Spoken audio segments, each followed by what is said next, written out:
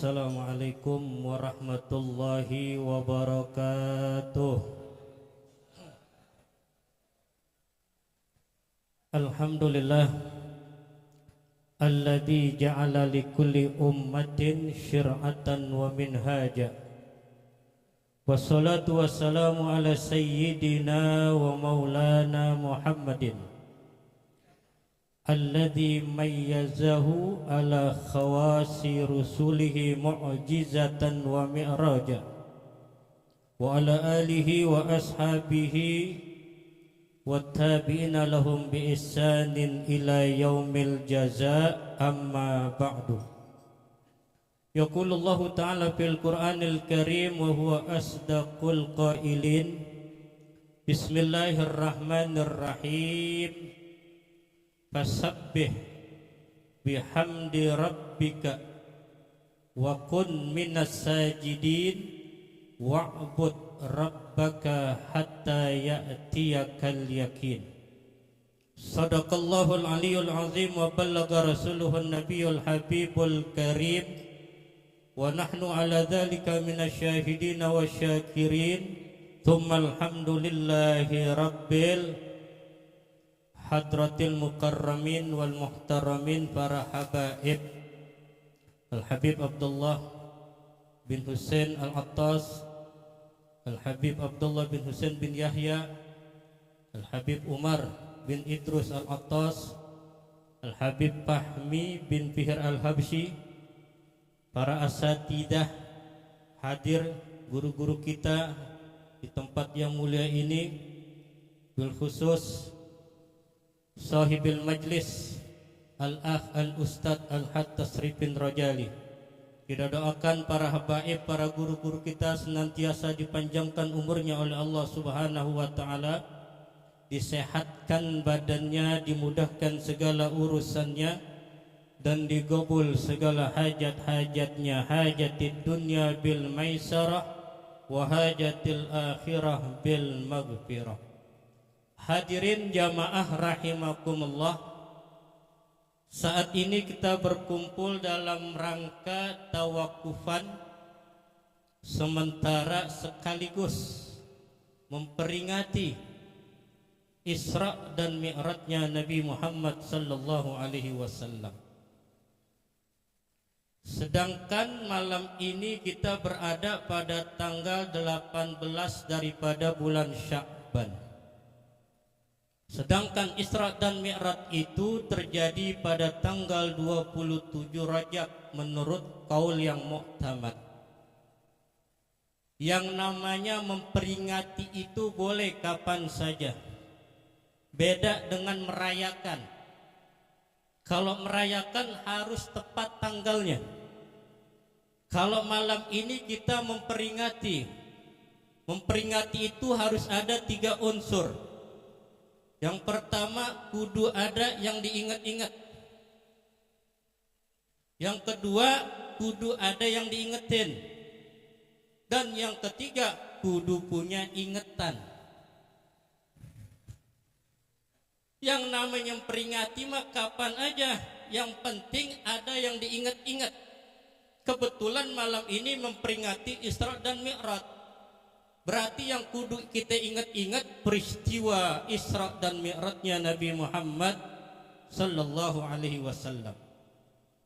Salah satu mukjizat terbesar baginda Rasulullah sallallahu alaihi wasallam yaitu hadisatul Isra wal Mi'raj. Al-Imam Al-Ghadiyat dalam kitabnya Asy-Syifa Bita'rifi Hugugil Mustafa, kalau boleh kita bikin ranking nih mukjizat Nabi yang kurang lebih 3000 mukjizat. Kalau kita mau bikin ranking, kita urutin tuh mukjizat-mukjizat Nabi yang termulia, yang terabdal. Ini peristiwa Isra dan Mi'raj ada di ranking kedua ba'dal Quran. Kalau Al-Quran mah biar bagaimanapun gak ada yang bisa menandingi. Ini peristiwa Isra dan Mi'raj bukan peristiwa yang biasa, saudara. Rasulullah ini diberikan oleh Allah khususiat. Wa minas syarafil ladzi takhsallahu bihi asyrafa rasul mi'rajuhu ila hadratillahil barril. Ikhtasa kalimatnya. Ikhtasa itu khususiat. Tidak ada satu makhluk pun, la malakun muqarrab wala nabiun mursal, yang Allah berikan kedudukan seperti Nabi Muhammad. Cuman laylan Allah berangkatkan. Gak ada yang mampu, bagaimanapun makhluk, sehebat makhluk apapun, gak akan bisa mampu untuk menembus langit yang ketujuh sampai ke Sidratul Muntaha. Profesor Dr. K. Haji Muhammad Bahauddin dalam kitabnya, dalam bukunya Menjelajahi Ruang Angkasa, orang bisa sampai ke langit yang pertama saja itu membutuhkan waktu 4 juta tahun. Kalau sampai langit ke-7 dikali 7, 28 juta baru sampai ke langit yang ke-7. Sedangkan Nabi kita Muhammad sallallahu alaihi wasallam hanya laylan Allah berikan. Inilah keistimewaan khususiat yang Allah berikan untuk Nabi kita Muhammad sallallahu alaihi wasallam. Oleh karenanya hadirin jamaah rahimakumullah, peristiwa sebesar Isra dan Mi'raj ini gak bisa kita terima dengan akal. Nah, akal kita kekecilan untuk menerima peristiwa sebesar Isra Mi'raj.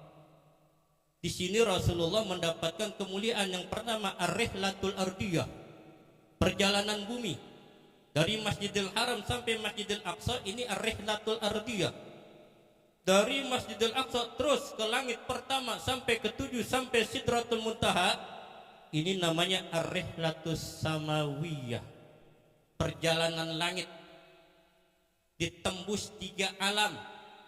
Alam nasut, alam kemanusiaan, alam malakut, alam malaikat, dan alam lahut, alam ketuhanan. Ditempuh hanya lailan ay ba'da lailin, hanya sebagian malam saja. Al-Imam Asy-Sya'rawi dalam tafsirnya, ketika beliau menafsirkan subhanalladzi asra bi abdihi lailan minal masjidil haram ilal masjidil aqsa, apa kata beliau? Al-Isra wal Mi'raj yajriyani ala qanunillahi la ala qanunil bashar. Peristiwa Isra dan Mi'raj ini berjalan melalui aturan Allah, bukan aturan manusia. Karena Rasulullah tidak tahu menahu tentang Isra dan Mi'raj. Ketika beliau berada di Hijr Ismail sedang berbaring, menurut Sahih Bukhari, tiba-tiba beliau didatangi oleh 2 malaikat, Jibril wa Mikail. Dibangunin Nabi, ditepok. Nabi bangun. Nabi lihat kanan kiri nggak ada orang. Nabi berbaring lagi di Hijr Ismail. Dibangun lagi malaikat Jibril.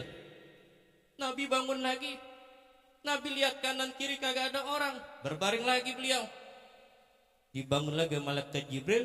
Pas Nabi bangun, beliau melihat 2 malaikat di sisi beliau, malaikat Jibril dan malaikat Mikail. Setelah itu beliau dibawa oleh malaikat Jibril ke sumur Zam-Zam. Terjadilah peristiwa pembedahan. Jadi Nabi dibedah ini dadanya sebanyak 3 kali hadirin. Pertama, ayam sigari, ketika beliau masih kanak-kanak di rumah Halimah As-Sa'diyah. Yang kedua, ketika beliau menerima wahyu. Yang pertama, yakni surat Iqra bismi rabbikal ladzi, Nabi dibedah. Dan yang ketiga, di saat beliau ingin Mi'raj, berjumpa kepada Allah Subhanahu wa taala, dibedah oleh malaikat Jibril dari bawah ini kerongkongan sampai atas perut. Dalam kitab disebutkan seperti itu. Dibedah, lalu malaikat Mikail membawa tastin min dahab, satu wadah dari emas. Hati Nabi diletakkan di wadah tersebut. Faghasala bima'i Zam-Zam. Bukan dicuci saudara, tapi disiram. Kalau dicuci berarti kotor. Hati-hati. Ini Rasulullah. Beda sama kita. Ya. Kalau ada seorang dai bicara Nabi itu hati dikeluarin, kotorannya dikeluarin, ente tinggalin, jangan didengerin tuh orang. Ini orang gak punya adab, su'ul adab dengan Rasulullah SAW. Disiram itu hati Rasulullah dengan 3 kali siraman air Zam-Zam. Setelah itu wa mala'ahu ilman wa yakinan wa imanan wa hikmatan wa islaman. 5 isi hati Nabi. Di sini Al Habib Ali bin Muhammad Al Habsyi mengatakan wa ma akhrajal amlaku ma akhraju walakin zaduhu tuhran ala tuhri. Para malaikat bukan membedah dada Nabi lalu membuang kotoran hati Nabi. Tidak, saudara. Mereka menambahkan kesucian di atas kesucian. Sudah bersih, dibersihkan lagi oleh Allah Subhanahu wa ta'ala, karena ingin berjumpa kepada Allah Subhanahu wa ta'ala. Nah, peristiwa Isra Mi'raj ini kalau kita ceritain nih, kita ceritain dari awal sampai akhir.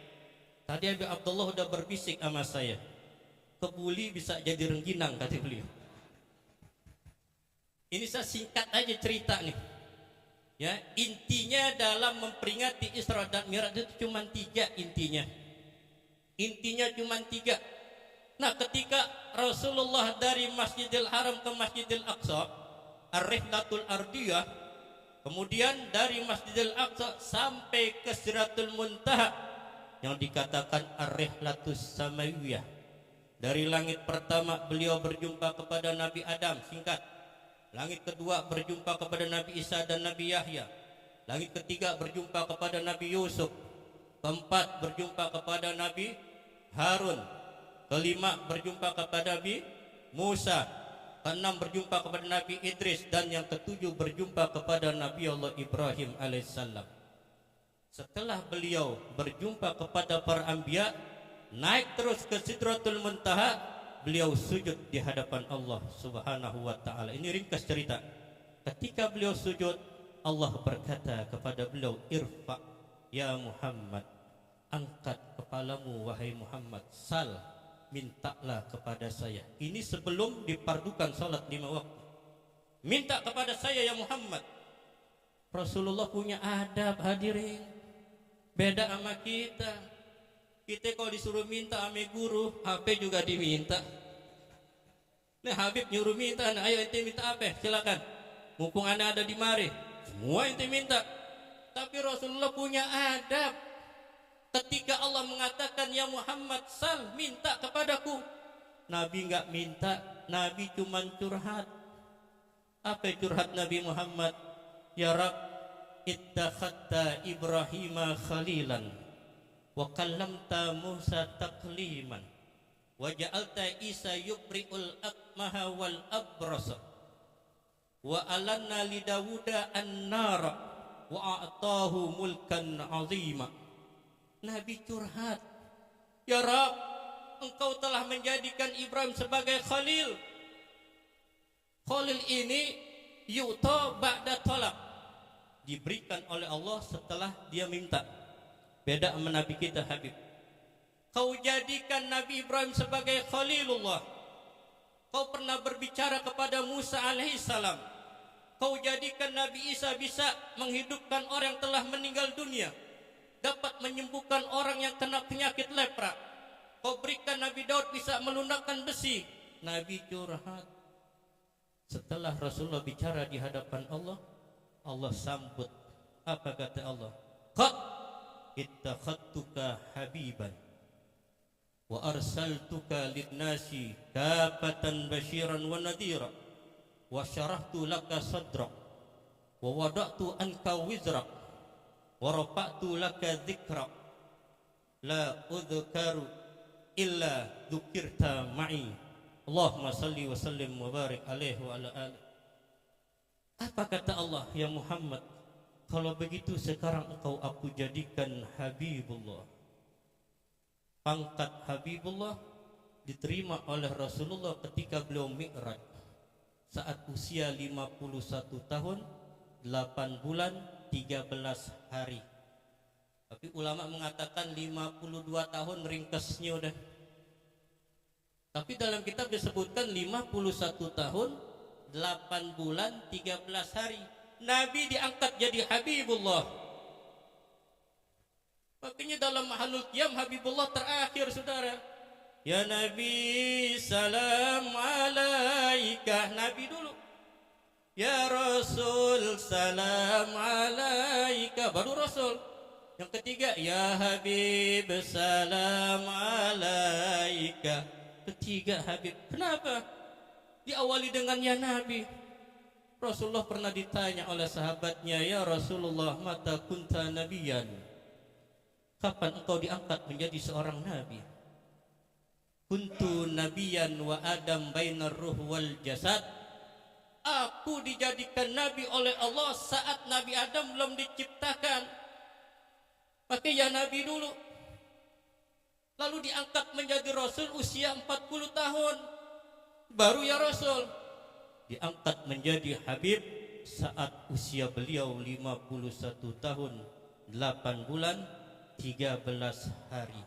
Makanya jangan dirubah-rubah, ulama lebih paham daripada kita.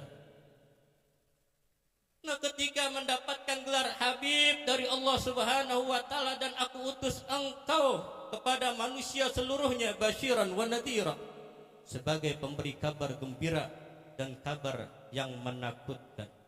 Wa syarahtu laka sadrak, aku telah lapangkan dadamu ya Muhammad. Wa wada'tu anka wizrak wa rafa'tu laka dzikrak. Ini Nabi kita hadirin. Nabi enggak pernah minta sama Allah Ta'ala. Maka dikatakan Habibullah yu'ta biduni talab. Nabi diberi oleh Allah tanpa meminta hadirin. Saya pernah ditanya sama orang, kenapa sih kita kudu cinta sama Habib? Kenapa kita harus hormat maduriyah Nabi? Ente buka kitab Asyaraful Mu'abbad li Ali Muhammad karya Syekh Yusuf bin Ismail An-Nabhani. Itu banyak kemuliaan para habaib. Cuman kemuliaan yang paling mulia enggak ada lagi. Kita enggak bisa ahwal. Kemuliaan dzurriyyah Nabi Muhammad satu-satunya enggak bisa ditandingin oleh makhluk apapun. Ketika Rasulullah berjumpa kepada Allah, itu dzurriyyah dibawa dalam sulbinya hadirin. Dzurriyyah yang bakal lahir di akhir zaman dibawa dalam sulbi Nabi Muhammad. Cucunya dibawa ketika berjumpa kepada Allah Subhanahu wa taala. Tapi kan belum diciptakan Ustaz. Belum diciptakan Kiai. Al-Habib Abdurrahman Al-Masyhur pengarang Bughya Al-Mustarsyidin, ketika melihat muridnya Al-Habib Abdullah bin Idrus bin Syihab yang makamnya ada di Palembang, ayah daripada Qutbuz Zaman Alwi bin Abdullah bin Syihab, Habib Abdurrahman ngomong, wahai Abdullah, bayakhrud min sulbik waliyun tawallal qutbiyah. Wahai Abdullah, akan keluar dari sulbimu seorang anak yang akan menjadi wali kutub pada masanya. Sudah disiapkan oleh Allah. Begitu juga dzurriyyah Nabi Muhammad. Ketika Rasulullah berjumpa kepada Allah, bertemu kepada Allah Ta'ala, dzurriyyahnya dibawa di sulbi Rasulullah. Hingga ada kemuliaan yang lebih kemuliaan ini hadirin. Makanya salah besar ya, orang yang tidak percaya dengan dzurriyyah Nabi, bahkan sudah berani memutuskan nasab Nabi Muhammad, nasab keturunan Nabi Muhammad. Bagaimana besok menghadap Rasulullah di hari kiamat? Hadirin jamaah rahimakumullah, dari peristiwa Isra dan Mi'raj ini, dari ayat subhanalladzi asra bi abdihi lailan minal masjidil haram ilal masjidil aqsa, ada 3 yang kita ambil sesuai yang Allah wasiatkan kepada Nabi Muhammad. Surat Al-Hijr ayat 94 dan 95. Ini munasabah dengan subhanalladzi asra. Ketika Allah berwasiat kepada Nabi Muhammad, fasabbih bihamdi rabbika wa kun minas sajidin wa'bud rabbaka hatta ya'tiyakal yaqin. Yang pertama, Rasulullah diperintahkan oleh Allah untuk banyak bertasbih. Subhanalladzi asra. Nabi disuruh banyak bertasbih oleh Allah Subhanahu wa taala. Al-Habib Ahmad bin Hasan Al-Attas, beliau pernah berkata, siapa orang yang bertasbih kepada Allah di waktu pagi 3 kali, di waktu petang 3 kali, lam yara bi nafsihi ma yakrah. Orang ini enggak bakal melihat kesusahan dalam jiwanya. Itu 3 kali. Bagaimana kalau kita baca tasbih itu 100 kali tiap hari? Bagaimana kalau kita baca 1000 kali? 3 kali di waktu pagi, 3 kali di waktu sore. Lam yara bi nafsihi ma yakrah, kata Habib Ahmad. Orang ini enggak bakal melihat kesusahan dalam jiwanya. Ini perintah dari Allah Subhanahu wa taala dari ayat Subhanalladzi asra. Indah Al-Qur'an. Kalimatul ijaz. Asalnya subhanallahilladzi, lafzul jalahlahnya enggak ada, dibuang. Asra wasara bimakna asair bil lail. Ini asra fi'il lazim, saudara, bukan mutaaddi. Kelihatannya mutaaddi, ada hamzah. Kata mufassirun, alhamzah laysa bita'diyah. Ini hamzah bukan hamzah mutaaddi seperti akrama. Tapi kenapa diartikan memperjalankan? Oh, ternyata mutaaddinya dengan ba bi abdihi. Kenapa harus dengan ba? Li ta'kid. Jadi yang benar-benar diperjalankan oleh Allah seorang hamba. Seorang hamba biruhi wa jasadihi. Beda dengan Sayyidina Bagil Muqaddam, beliau mi'raj 70 kali biruhihi, saudara. Tapi dibantah. Kok Rasulullah biruhi wa jasadih? Ada bi abdihi. Subhanalladzi asra bi abdihi lailan ay ba'da lailin. Al-Imam Al-Qurtubi, seorang ahli tafsir bermadhab Al-Maliki, dalam tafsirnya beliau mengatakan subhana maknanya ma'azama. Alangkah agungnya Allah, alangkah dahsyatnya Allah, alangkah luar biasanya Allah Subhanahu wa taala mampu memperjalankan hambanya hanya lailan, sebagian malam saja. Nabi balik ke rumahnya, itu kasur yang Nabi tidurin masih hangat, hadirin. Nabi berangkat ba'dal isya, kembali kasur itu masih hangat, berarti kan belum lama itu. Itu yang pertama, perintah dari Allah. Fasabbih bihamdi rabbika. Yang kedua, wa kun minas sajidin. Dari peristiwa Isra dan Mi'raj, jadilah engkau ya Muhammad minas sajidin. Kata Al-Bagawi, as-sajidin al-musallin. Jadilah engkau orang-orang yang banyak mengerjakan salat, bersujud di hadapan Allah Subhanahu wa taala. Karena orang yang banyak sujud, segala dia punya urusan akan dimudahkan oleh Allah Subhanahu wa taala. Ka'ab bin Rabi'ah, seorang sahabat yang tiap hari melayani Nabi Muhammad, suatu hari dipanggil sama Nabi, ya Ka'ab, mintalah kepada saya. Tuh, Nabi nawarin pada sahabat. Sahabat kalau Nabi suruh minta, apa juga diminta, sudah. Apa kata Ka'ab bin Rabi'ah? As'aluka murafaqataka fil jannah. Kalau begitu aku minta bisa bertetangga sama engkau ya Rasul di surga. Apa kata Nabi? Awa ghaira dzalik ya Rabi'ah. Enggak ada yang lain. Duit aja duit. Itu enggak ada yang lain, minta bertetangga sama saya di surga. Apa kata Rabi'ah? Huwa dzaka ya Rasulullah. Itu aja wahai Rasul. Saya enggak kepengen dunia, saya enggak kepengen jadi pejabat, saya pengen bertetangga dengan engkau ya Rasulullah. Apa jawab Rasulullah sallallahu alaihi wasallam? Ya Rabi'ah, a'inni ala nafsik bi kasratis sujud. Agar aku bisa merealisasikan permintaan engkau, banyaklah sujud di hadapan Allah Subhanahu wa taala. Insya Allah besok engkau menjadi tetangga aku di dalam surga. Ini perintah dari Allah, wa kun minas sajidin. Salat diterima oleh Rasulullah Makanya Habib Ahmad bin Hasan Al-Attas pernah ditanya, wahai Habib, kenapa orang yang meninggalkan salat dengan sengaja bisa jadi kafir, sedangkan orang ninggalin puasa nggak bisa jadi kafir, ninggalin haji kagak kafir, ninggalin sedekah nggak kafir? Kenapa Nabi katakan man tarakas salata muta'ammidan faqad kafara jiharan?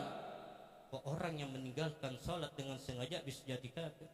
Fa ajaba bi jawabain. Habib Ahmad menjawab dengan dua jawaban hadirin. Yang pertama, li anna salatu tufradu bis sama. Pertama, salat diwajibkan oleh Allah di langit, berbeda dengan perintah-perintah yang lainnya. Yang kedua, wali anna salata qurratu ainin nabi. Karena salat itu menjadi kesenangan Nabi Muhammad. Rasulullah kalau udah salat hatta tawarramat gadama. Apa tawarramat? Kalau kita bilang bengkak nggak enak sama Nabi. Ahli sufi itu nggak bisa ngomong bengkak buat petis Nabi, kurang sopan saudara. Udah tawarramat gadamah dah, susah ngartiinnya. Mungkin Habib Umar bisa ngertiin. Udah di kaki Rasulnya kebanyakan berdiri di hadapan Allah Subhanahu wa taala hatta tawarramat gadamah. Kita cari tuh di kamus arti yang tepat biar enak buat Nabi Muhammad, kagak ketemu. Ya? Tapi banyak orang ngertiin bengkak aslinya. Bener gak tuh? Ini alasannya kenapa orang meninggalkan salat dengan sengaja bisa jadi kafir. Salat dipardukan di atas langit. Yang kedua, menjadi kesenangan Nabi Muhammad sallallahu alaihi wasallam. Dan yang ketiga, dari peristiwa Isra dan Mi'raj ini yang terakhir, wa'bud rabbaka hatta ya'tiyakal yakin. Sembahlah Tuhanmu wahai kekasihku hingga datang kepadamu al-yakin al-maut. Artinya peristiwa Isra Mi'raj ini melahirkan keyakinan yang luar biasa untuk umat Nabi Muhammad. Karena peristiwa Isra dan Mi'raj ini fitnatun lil mu'minin wa fitnatun lil kafirin. Menjadi ujian buat orang beriman dan menjadi ujian buat orang-orang yang kafir.